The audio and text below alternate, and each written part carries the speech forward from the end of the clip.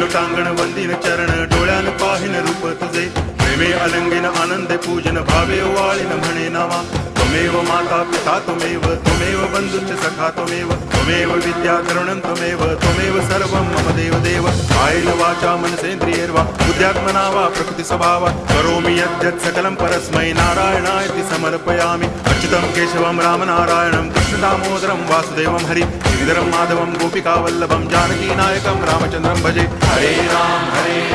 Ram Ram Hare Hare Hare Krishna